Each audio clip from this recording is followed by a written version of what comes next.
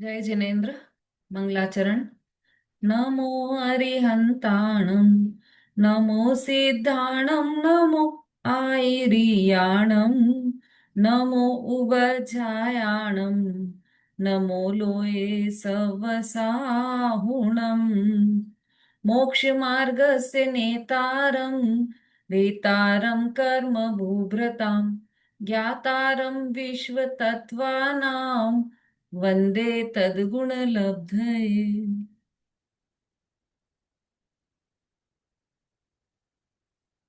तत्वार्थ सूत्र जी मोक्ष शास्त्र ग्रंथ है। छठा अध्याय आश्रव तत्व की चर्चा चल रही है। 13वां सूत्र चल रहा है हमारा, जिसमें हम दर्शन मोहिनी कर्म के आश्रव के क्या क्या कारण हैं वह हम देख रहे हैं। दर्शन मोहिनी कर्म सबसे स्ट्रॉन्ग कर्म है, सबसे ज्यादा ताकतवर कर्म है और सबसे ज्यादा दुख देने वाला कर्म है, सबसे ज्यादा स्थिति वाला कर्म है। तो इस दर्शन मोहिनी कर्म, यह दर्शन मोहिनी कर्म क्यों, इसका क्यों आश्रय होता है, क्यों बंद होता है, उसके कारणों को हम जान रहे हैं। तो इसमें हमने देखा कि केवली शुद्ध संग धर्म और देव का अवर्णवाद करने से दर्शन मोहिनी कर्म का बंध होता है। अब कल हमने केवली भगवान के अवर्णवाद का स्वरूप समझा था कि क्या, किस किस तरह से अवर्णवाद किया जाता है केवली भगवान का, वह चर्चा हमारी चल रही है। हम्म। तीसरा पॉइंट चलना है, तीसरे पॉइंट से पढ़िए।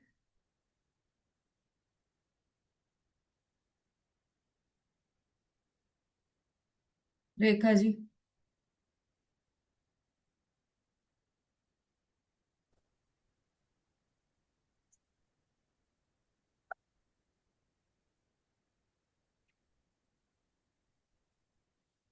जी, केवली भगवान के अवर्ण का स्वरूप से तीसरा पॉइंट है ना। 428 पेज पर तीसरा पॉइंट। यह नंदी दीदी, किसी भी जीव के ग्रस्त दशा में केवल ज्ञान प्रकट होता है, ऐसा मानना सो बड़ी भूल है। ग्रस्त दशा छोड़े बिना भाव साधुत्व आ ही नहीं सकता। भाव साधुत्व हुए बिना भी केवल ज्ञान कैसे प्रकट हो सकता है। भाव साधुत्व छठे सातवें गुण स्थान में होता है और केवल ज्ञान 13वें गुण स्थान में होता है। इसलिए ग्रस्त दशा में कभी भी किसी जीव के केवल ज्ञान नहीं होता। इससे विरुद्ध जो मान्यता है सो अपनी आत्मा के शुद्ध स्वरूप का और उपचार से अनंत केवली भगवंतों का अवर्णवाद है। हाँ, 14 गुण स्थान है। जैन दर्शन में बताए गए 14 गुण स्थान। और अनादि से यह जीव पहले गुण स्थान में है, मिथ्यात्व गुण स्थान में है। अब जब वह जीव सम्यक्त्व प्राप्त कर लेता है तो चतुर्थ गुण स्थान प्रकट करता है। उसके बाद पांचवा गुण स्थान, छठा गुण स्थान, सातवां गुण स्थान, इस तरह से क्रम से आगे बढ़ता है। लेकिन जो कुछ लोग कुछ मत ऐसा मानते हैं कि छठा सातवां गुण स्थान होगा ही नहीं और सीधा केवल ज्ञान हो जाएगा। पहले गुण स्थान से चौथे गुण स्थान में है और चौथे चौथे गुण स्थान से सीधा केवल ज्ञान मतलब 13वां गुण स्थान हो सकता है। तो यह बात बिल्कुल केवली भगवान का अवर्णवाद है ऐसा कहने से। क्योंकि मुनि दशा आए बिना मोक्ष हो सकता नहीं है ना। मोक्ष पाहुड़ वगैरह जो अष्ट पाहुड़ है उसमें बार बार ये बात आती है कि मुनि दशा तो मस्ट है, उसके बिना केवल ज्ञान नहीं हो सकता, उसके बिना मोक्ष नहीं हो सकता। ऐसा कभी भी नहीं हो सकता कि आत्मा का ज्ञान हुआ हो, श्रद्धान हुआ हो और सीधा मोक्ष हो जाए। मुनि दशा तो बीच में आती ही आती है। इस पॉइंट में यही बता रहे हैं। भाव साधुत्व छठे सातवें गुण स्थान में होता है और वह केवल ज्ञान 13वें गुण स्थान में होता है। इसलिए गृहस्थ दशा में कभी भी किसी जीव के केवल ज्ञान नहीं होता। ऐसा कभी नहीं हो सकता कि जीव गृहस्थी हो, गृहस्थ दशा में हो और उसके केवल ज्ञान हो जाए। ऐसा कभी भी संभव नहीं है। गृहस्थ दशा छूटेगी, मुनि दशा अंगीकार करेंगे और उसके बाद ही केवल ज्ञान प्राप्त होगा। मुनि दशा जो साधक दशा है वह होगी, तब साध्य दशा प्रकट होगी। तो अन्य मत में कहीं भी यदि यह बात आती है कि ग्रस्त दशा में ही केवल ज्ञान हो गया ग्रस्त दशा में थे और एकदम से भगवान बन गए, तो वह सब केवली भगवान का अवर्णवाद है। नेक्स्ट पढ़िए।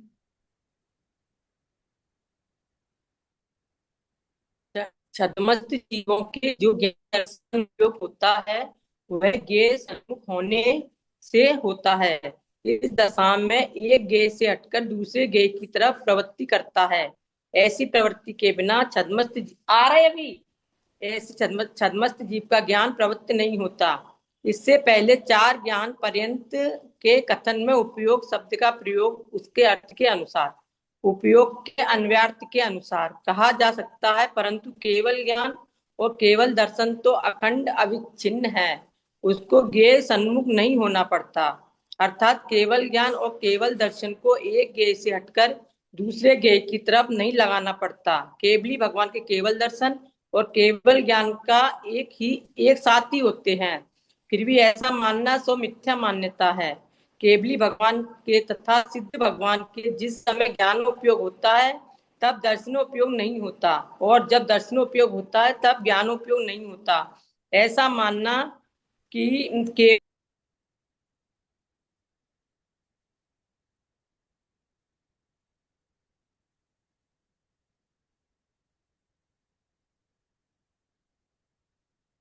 सुषमा जी पढ़िए।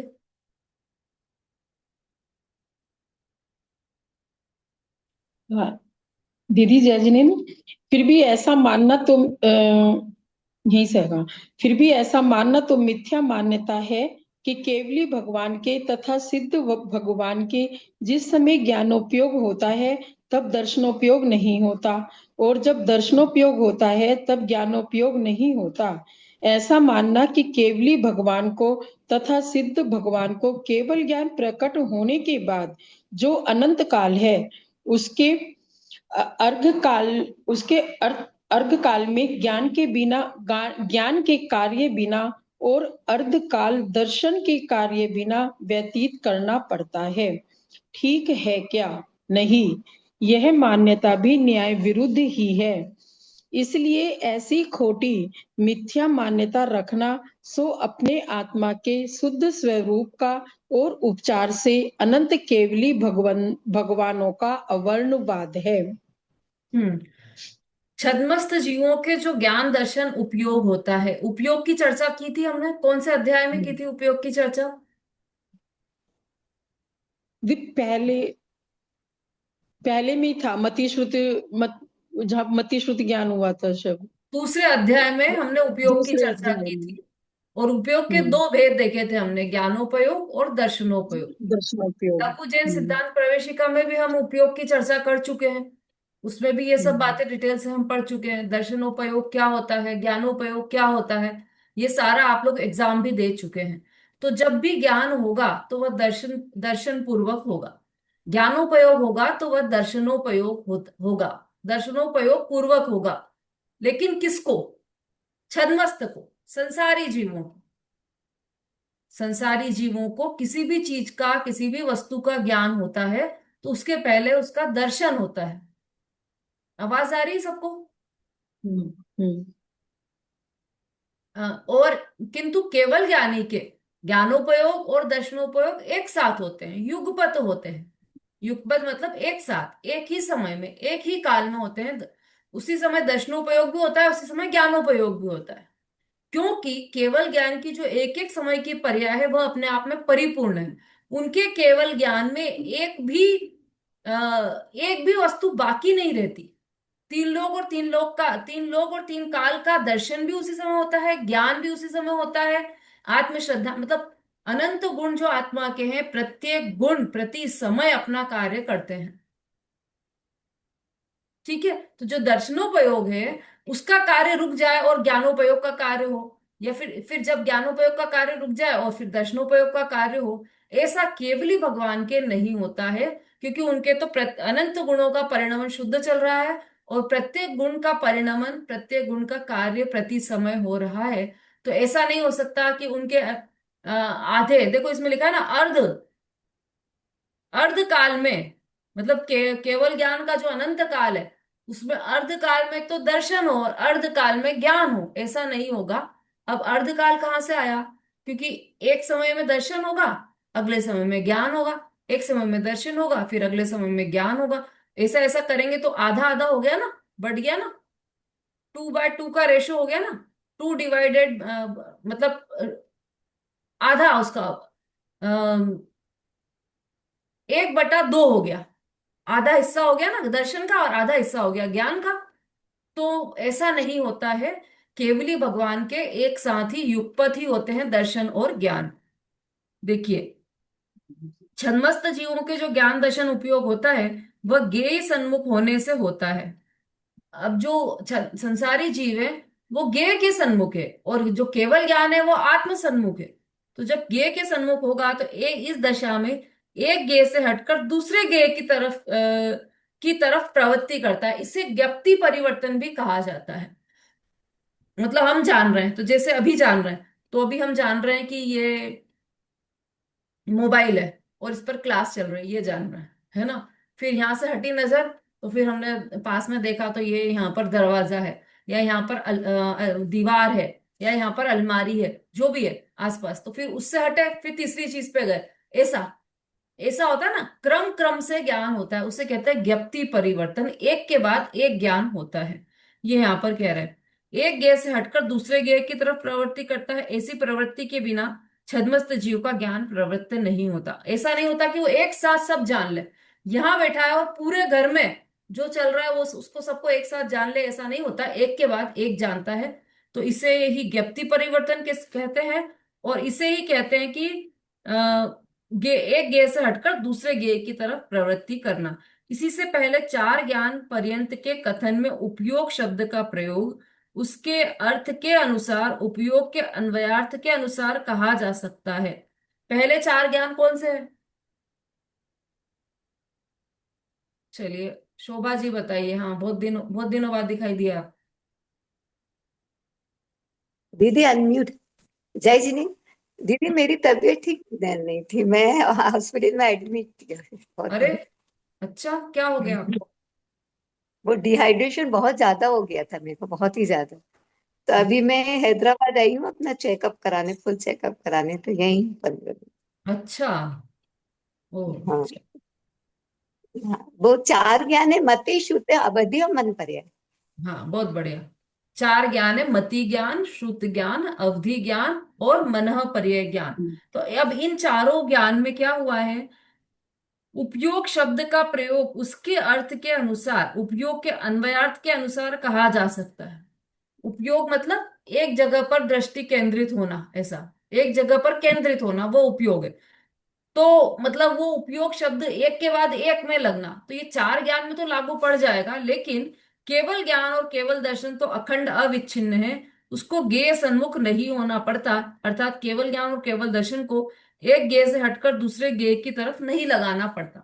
मना पर ज्ञान भी हुआ, मान लो, देखो मति श्रुत ज्ञान है। मति श्रुत ज्ञान में हमारा कौन सा ज्ञान है? मति श्रुत ज्ञान। तो हमें किसी वस्तु को जानना है तो एक के बाद एक जानते हैं, एक साथ नहीं जान सकते, पूरे घर को एक साथ नहीं जान सकते, पूरे इंडिया को एक साथ नहीं जान सकते, पूरे विश्व को एक साथ नहीं जान सकते।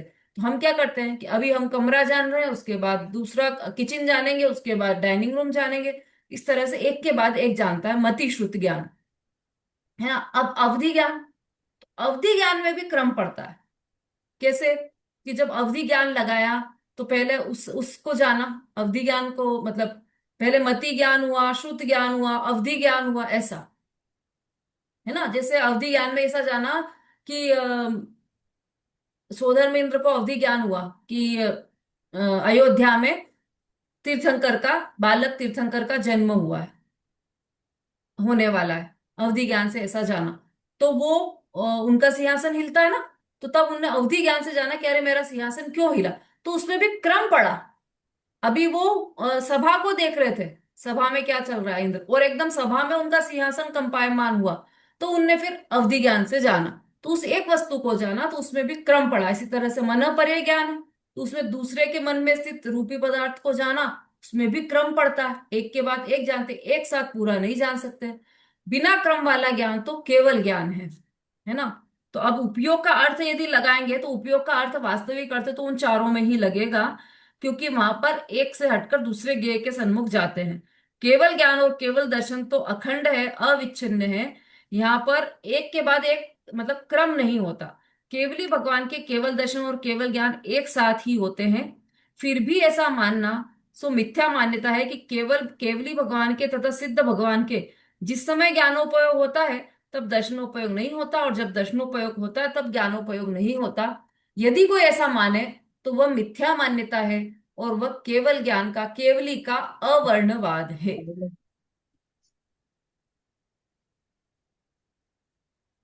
ठीक है। इसलिए ऐसी खोटी मान्यता रखना सो अपने आत्मा के शुद्ध स्वरूप का और उपचार से अनंत केवली भगवानों का अवर्णवाद है। केवली भगवान का तो अवर्णवाद है ही, लेकिन अपने आत्मा का शुद्ध स्वरूप का भी अवर्णवाद हो गया। कैसे हो गया शुद्ध स्वरूप का?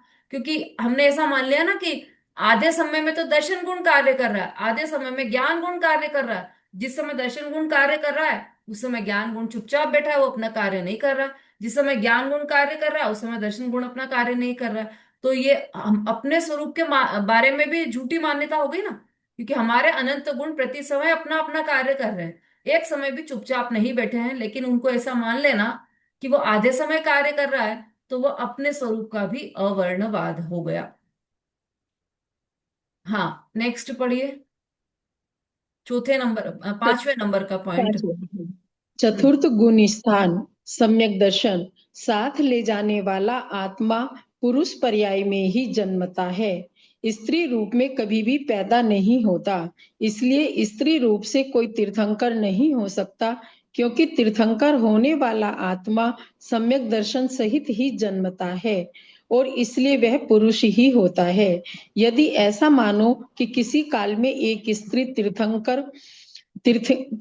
हो, तो भूत और भविष्य की अपेक्षा से चाहे कितने लंबे समय में हो, तथापि अनंत स्त्रियां तीर्थंकर हो, और इसी कारण यह सिद्धांत भी टूट जाएगा कि सम्यक दर्शन सहित आत्मा स्त्री रूप में पैदा नहीं होता।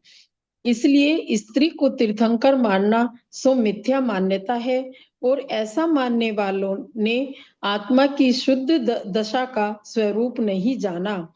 वह यथार्थ में अपने शुद्ध स्वरूप का और उपचार से अनंत केवली भगवानों का अवर्णवाद है।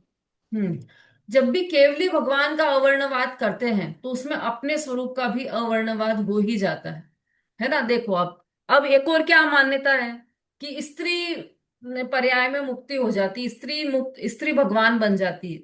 मल्ली कुमारी वह तीर्थंकर है, ऐसा उन्होंने माना है। मल्लीनाथ भगवान को मल्ली कुमारी तीर्थंकर ऐसा कहते हैं अन्य मती लोग। तो हमारे जो तीर्थंकर हैं, 24 तीर्थंकर हैं, वह जन्म से ही तीन ज्ञान के धारी होते हैं, मति, श्रुत और अवधि ज्ञान के धारी होते हैं, और जन्म से ही सम्यक दृष्टि ही होते हैं, नियम से, है ना। तो यदि तीर्थंकर यदि जन्मता है, जन्म से ही तीर्थंकर का जन्म जिसका होता है वह सम्यक दर्शन सहित ही होता है, तो फिर ऐसा मानना पड़ेगा कि स्त्री भी, स्त्री पर्याय में भी मतलब सम्यक दर्शन सहित ही हुआ। पिछले जन्म से आया ना सम्यक दर्शन सहित, पिछले जन्म से आया, गर्भ में भी सम्यक दर्शन है, और उसी सम्यक दर्शन सहित जन्मता है तीर्थंकर का जीव। तो ऐसा मानना पड़ेगा कि स्त्री पर्याय में भी सम्यक दर्शन हो सकता है, मतलब सम्यक दर्शन के बाद स्त्री रूप में भी जन्म हो सकता है, ऐसा मानना पड़ेगा। समझ में आ रहा है क्या कह रहे हैं यहाँ पर? हमने छडाला में पढ़ी ना लाइन है, क्या पढ़ी है लाइन है? प्रथम नरक बिन षटभु ज्योतिष वान भवन षड नारी। इस पर्याय में सम्यक दृष्टि उत्पन्न नहीं हो सकता। वान भवन षड नारी, तो नारी शब्द आया ना, स्त्री पर्याय में भी सम्यक दृष्टि जीव का जन्म नहीं हो सकता, है ना। जब सम्यक दृष्टि जीव का जन्म स्त्री पर्याय में नहीं हो सकता, तो फिर वह तीर्थंकर कैसे बन सकता है? बन ही नहीं सकता। लेकिन फिर भी यदि ऐसा मानते हैं कि स्त्री पर्याय में तीर्थंकर बन जाते हैं, तो वह केवली का अवर्णवाद है, केवली भगवान का अवर्णवाद है। क्योंकि ऐसे तो फिर कितनी अनंत स्त्रियां, एक मल्ली कुमारी मानी है, मतलब हो सकता है ना कि ये पॉसिबल है ना कि 24 तीर्थंकर में कोई कोई तीर्थंकर स्त्री भी हो, यदि आपने एक मल्ली कुमारी को माना है तो ऐसे तो अनंत 24 निकल गई पहले, उसमें भी कोई भी तीर्थंकर स्त्री हो सकती थी। आगे अनंत चौबीसी आने वाली है, उसमें भी कोई भी स्त्री तीर्थंकर हो सकती है, तो स्त्री को मोक्ष मानना पड़ेगा, जबकि ऐसा है नहीं। और ऐसा मानने वाले ने आत्मा की शुद्ध दशा का स्वरूप नहीं जाना है। आत्मा की शुद्ध दशा का स्वरूप कैसा, अरे उसमें तो बहुत सारी भ्रांतियां हैं। स्त्री को भगवान, स्त्री को केवल ज्ञान मान ले, तो कैसे मुनि दशा हुई स्त्री को, है ना? मुनि दशा बिना मोक्ष नहीं है, तो मुनि दशा भी पॉसिबल नहीं है स्त्री के। मुनि दशा तो केवल पुरुष के ही पॉसिबल है। वीतराग दशा, यदि स्त्री को माना कि स्त्री मोक्ष जा सकती है, तो ये मान लिया कि परिग्रह सहित मोक्ष हो सकता है, परिग्रह सहित साधु दशा हो सकती है। जबकि वास्तविक जो आत्मा का स्वरूप है, जो आत्मा की वीतराग दशा है, वह परिग्रह रहित है। तो अपने आत्मा के स्वरूप को भी अयथार्थ मान लिया। रेखा जी बोलिए। दीदी ये पूछ रही थी, तो दीदी इसका मतलब स्त्री पर्याय में सम्यक दर्शन भी नहीं होता होगा? स्त्री पर्याय में तो होता है। सम्यक दर्शन हो सकता, होता ही है, लेकिन मतलब हो सकता है, लेकिन अ, सम्यक दर्शन के बाद स्त्री पर्याय में उत्पन्न नहीं हो सकते। एक अच्छा। बार सम्यक दर्शन हो गया तो उसकी बहुत सारी पर्याय बंद हो जाती है। उसमें एक स्त्री पर्याय भी है, वह कभी भी स्त्री पर्याय में नहीं जाएगा। अनीता जी बोलिए। दीदी, दीदी जैसे जहां पर भी केवली भगवान का अवर्णवाद का दिया जा रहा है, हम्म। वहां शतांश मत का ही दिया जा रहा है। मतलब जो भी उदाहरण दिए जा रहे हैं कि भगवान को पेचिस हुआ तो कौवे का मांस खिलाया गया, या मल्ली कुमारी, और दूसरे में नहीं है क्या, कि अवर्णवाद का दूसरे में नहीं है क्या? दूसरा और नाम बोलो आप। ये तो मतलब बिल्कुल जैसे, जैन की ही धारा निकली हुई है ना, इसलिए इनका अपने को समझ आता है। बाकी दूसरों में तो स्त्री मोक्ष में ही मानते हैं। राधा कहाँ है? राधा मोक्ष में है उनके हिसाब से। तो मोक्ष, स्त्री को मोक्ष माना कि नहीं माना उन्होंने, हाँ माना है ना। है ना? तो अन्य मतों में बहुत सारे मत ऐसे हैं जिसमें स्त्री को मोक्ष माना गया है। उन सबका खंडन किया गया है, पर स्त्री को मोक्ष नहीं हो सकता। हाँ बोलिए अनीता जी। दीदी जय जिनेन्द्र, दीदी जैसे कि ज्ञानवती माताएं बहुत बड़ी हैं, बहुत त्यागी हैं, और भी माताएं, माता जी हैं, तो उनको मोक्ष हो सकता है? जैसे मुनि को मोक्ष धारण करके मोक्ष जाती हैं, तो ज्ञानवती माताएं और भी बड़ी बड़ी माताएं, नाम याद नहीं आ रहा तो मैं ना, उनको भी मोक्ष हो सकता है? दुनिया में कोई भी हो, स्त्री पर्याय में मोक्ष नहीं हो सकता। मोक्ष जाने से पहले मुनि दशा ग्रहण करना आवश्यक है। बिना मुनि दशा के मोक्ष नहीं होगा। और मुनि दशा अर्थात निर्ग्रंथ दशा, और वह निर्ग्रंथ दशा स्त्रियों के नहीं हो सकती। ये सिद्धांत हम्म। वाक्य है। अब बिना किसी मत का, बिना किसी व्यक्तिगत टिप्पणी किए, बस इस सिद्धांत को समझ लीजिए आप कि स्त्री के मोक्ष नहीं हो सकता। हम्म। ठीक है। अब हम चाहते हैं कि इस क्लास में कोई भी व्यक्तिगत टिप्पणी ना हो, क्योंकि ये क्लास यूट्यूब पर भी जा रही, तो कोई भी नाम ना ले, इसलिए हम ऐसा ही प्रयास करते हैं। हाँ रेखा जी बोलिए। दीदी तो मतलब जैसे स्त्री पर्याय, आपने अपन को स्त्री पर्याय छोड़ना है तो उसके लिए दीक्षा धारण तो करनी पड़ेगी, दीक्षा लेनी पड़ेगी। तो स्त्री पर्याय तभी छूटेगी जब अपन को पुरुष पर्याय मिलेगी। ये कहाँ लिखा है कि बिना दीक्षा धारण किए स्त्री पर्याय नहीं छूट सकती? ये कोई पता नहीं दीदी, सिद्धांत मैंने कहीं वाक्य, पढ़ा था या कहीं सुना। ये कोई सिद्धांत वाक्य नहीं है बिल्कुल भी। और अभी अभी आने वाले हैं इसमें और भी कर्म के बारे में, है ना? ज्ञानावर्णी, दशनावर्णी, मोहनी, अंतराय, आयु, नाम, गोत्र और वेदनी। तो गोत्र कर्म, आयु कर्म किसका कैसे बनता है, किन परिणामों से स्त्री पर्याय में जाते हैं, आयु, तिर्यंच आयु कैसे बनती है, स्त्री पर्याय में कैसे जाती है, सारी चर्चा आने वाली है। तो यदि स्त्री पर्याय छोड़ना है तो क्या क्या छोड़ना पड़ेगा? इसका एक शब्द में यदि उत्तर चाहिए तो मायाचारी छोड़ना पड़ेगी। सबसे पहले मायाचारी छोड़ो। बस मायाचारी छोड़ोगे तो स्त्री पर्याय में स्त्री पर्याय छूट जाएगी। इतना है बस, उसमें दीक्षा का कोई रूल नहीं है ऐसा। चलिए नेक्स्ट पढ़िए अर्चना जी। 6 पॉइंट। किसी भी कर्म भूमि की स्त्री के प्रथम के तीन उत्तम सहनन का उदय नहीं होता। जब जीव के केवल ज्ञान हो तब पहला ही सहनन होता है। ऐसा केवल ज्ञान और सहनन के निमित्त नैमित्तिक संबंध स्त्री के पांचवें गुणस्थान से ऊपर की अवस्था प्रकट नहीं होती। तथापि ऐसा मानना कि स्त्री के शरीरवान जीव को उसी भाव में केवल ज्ञान होता है, सो अपने शुद्ध स्वरूप का अवर्णवाद है और उपचार से अनंत केवली भगवानों का तथा साधु संघ का अवर्णवाद है। हाँ, देखिए और डिटेल आ गया इसका। स्त्री के बारे में सबके प्रश्न आ रहे थे ना। अब देखो, किसी को भी मोक्ष होता है तो वज्र वृषभ नाराज सहनन, जो सबसे उत्तम सहनन है, उसी सहनन वाले को मोक्ष होता है। परम औदारिक शरीर से ही मोक्ष होता है, ये नियम है, चरम शरीरी कहलाता है वह। अब किसी भी कर्म भूमि की स्त्री के प्रथम तीन उत्तम सहनन का उदय ही नहीं होता। किसी भी स्त्री के उत्तम सहनन का उदय ही नहीं होता। जब जीव के केवल ज्ञान हो तब पहला ही सहनन होता है। ऐसा केवल ज्ञान और पहले सहनन के निमित्त नैमित्तिक संबंध है। पहला सहन मतलब वज्र वृषभ नाराज सहनन उसका नाम है। जो सहनन है ना, उसमें जो पहला सहनन है वही होता है जिसके भी केवल ज्ञान होता है। स्त्री के पांचवें गुण स्थान से ऊपर की अवस्था प्रकट नहीं होती, ये भी नियम है। अधिकतम पांचवा गुण स्थान हो सकता है स्त्री के, उससे अधिक नहीं हो सकता।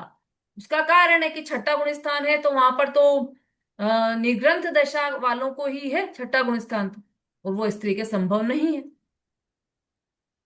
तथापि ऐसा मानना कि स्त्री के शरीरवान जीव को उसी भाव में केवल ज्ञान होता है, सो अपने शुद्ध स्वरूप का अवर्णवाद है और उपचार से अनंत केवली भगवानों का तथा साधु संघ का भी अवर्णवाद है। साधु संघ का भी अवर्णवाद हो गया, क्योंकि आपको स्त्री को भी साधु मानना पड़ेगा ना। स्त्री मोक्ष जा रही है तो पहले स्त्री को साधु मानना पड़ेगा, और साधु नग्न होते हैं तो नग्न मानना पड़ेगा स्त्री को। तो ये सब पूरा ही प्रक्रिया गलत हो गई। फिर भी ऐसा मानना कि स्त्री को मोक्ष हो सकता है, केवल ज्ञान हो सकता है, तो उसमें अनंत केवली भगवानों का अवर्णवाद है, अनंत साधुओं का अवर्णवाद है और अपने आत्म स्वरूप का भी अवर्णवाद है। नेक्स्ट।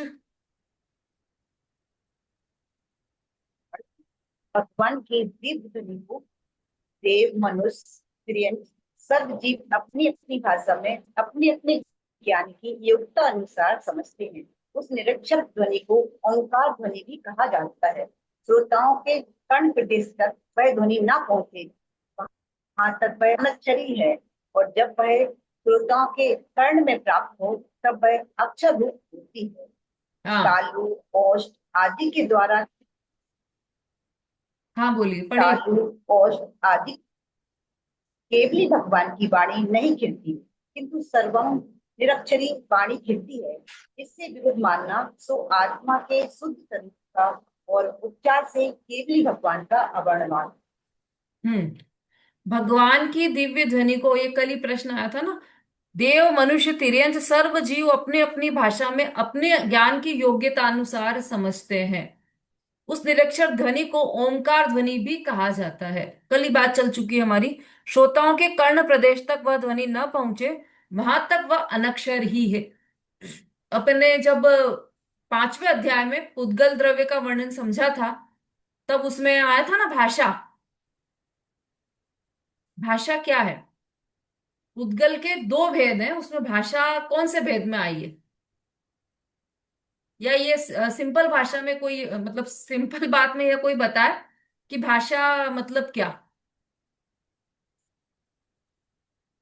शब्द मतलब क्या? चलो शब्द और इजी कर देते हैं, कोई बता सकता है?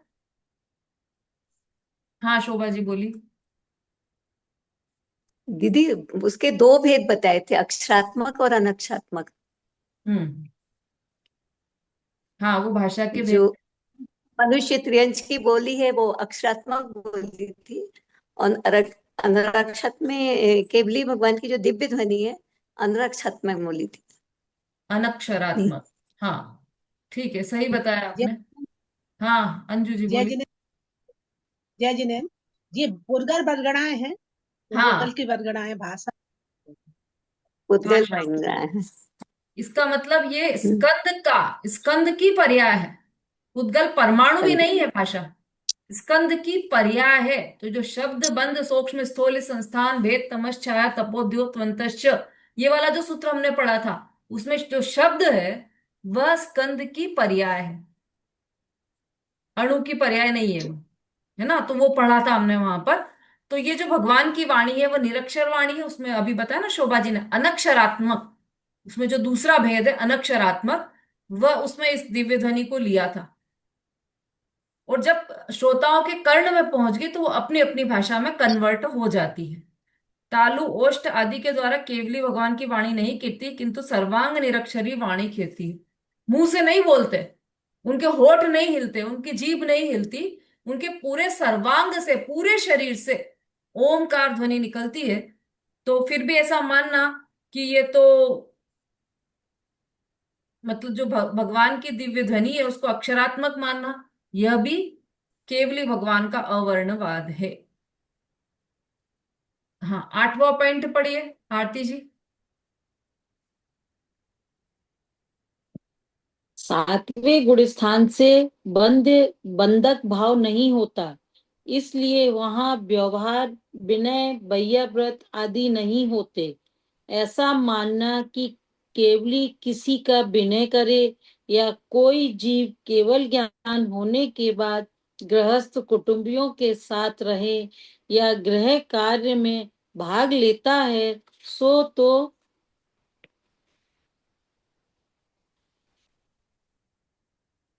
वीतराग को सरागी मानना, और ऐसा मानना न्याय विरुद्ध है कि किसी भी द्रव्य स्त्री के केवल ज्ञान उत्पन्न होता है। कर्म भूमि की महिला के प्रथम 3 सहनन होते ही नहीं, और चौथा सहनन हो तब वह जीव ज्यादा से ज्यादा 16वें स्वर्ग तक जा सकता है। देखे गोमट सार कर्म कांड गाथा 29 से 32 तक। इससे विरुद्ध मानना सो आत्मा के शुद्ध स्वरूप का और उपचार से अनंत केवली भगवान का अवर्णवाद है। हाँ, ये सब समझ लिया अपन ने, वही बात है जो भी हमने समझी। हाँ, नेक्स्ट पढ़िए कुंद प्रभा जी। दीदी जय जिने। हम्म। कुछ लोगों का ऐसा मानना है कि आत्मा सर्वज्ञ नहीं हो सकता, सो ये मान्यता भूल से भरी हुई है। आत्मा का स्वरूप ही ज्ञान है। ज्ञान क्या नहीं जानता, ज्ञान सबको जानता है, ऐसी उसमें शक्ति है, और वीतराग विज्ञान के द्वारा वह शक्ति प्रकट कर सकता है। पुनश्च कोई ऐसा मानते हैं कि केवल केवल ज्ञानी आत्मा सर्वद्रव्य, उसके अनंत गुण और उसकी अनंत पर्यायों को एक साथ जानता है, तथापि उसमें से कुछ जानने में नहीं आता।